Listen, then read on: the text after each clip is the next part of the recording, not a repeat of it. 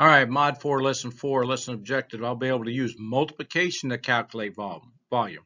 Now, we've been counting cubes in the first couple lessons.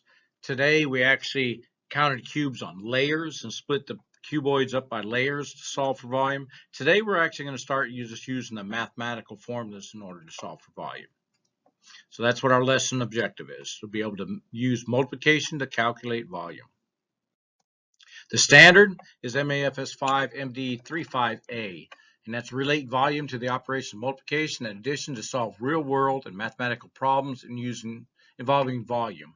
They will give us word problems on these. And A is what we're looking at today, is find the volume of a rectangular prism with whole number side lengths by packing it with unit cubes.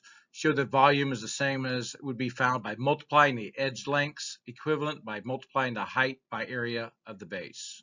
Now, this comes right back to what we were talking before, okay? And we know that volume is equal to length times width. Now, length times width is actually the area of one of the bases, okay, whether side, bottom, top. And we multiply that by height, that gives us the volume of that cube. Okay, in today's lesson, we were splitting these up by layers. And let's say we had this cuboid like we have right here. One of the ways I could split this up would be like this. If you notice, we split it up like so. Okay? So, in today's lesson, we'd had 4 layers splitting it up like that. And we can see each layer is a 3 by 2. So it's going to be, there's 6 cubes in each layer. There were 4 layers, gives us a volume of 24 centimeters cubed. Now, if I split it up the other way, let's try it like this. I'm splitting it this way in the blue this time. Okay? And each layer had 8 cubes in each layer. And there were 3 layers, because here's 1, 2, and 3, and we had 24 centimeters cubed. Now the last way is, and let me see if I can get a yellow, we're going to split it up this way this time. We're cutting the stack in half. Okay, so we ended up with cubes in each layer is a 3 by 4, so there's 12 in each layer. There were 2 layers for 24 centimeters cubed. Okay, it has to be cubed, not, I got to change the one up top. I don't know if my pen stopped or accidentally right, it's squared, but it's supposed to be cubed because it's volume, 3 dimensions, length times width times height. All right, now let's see what we're going to do today. Now, if you notice here, this is showing us that the top of this cuboid is 4 centimeters squared. And you can see the length here is 2 and the width here is 2. And 2 times 2 gives us 4 centimeters squared. Now that's be the layer. Now that's the first layer or the area of the base. Okay? And on this one, we know, like we just talked a minute ago, we know volume equals length times width times height.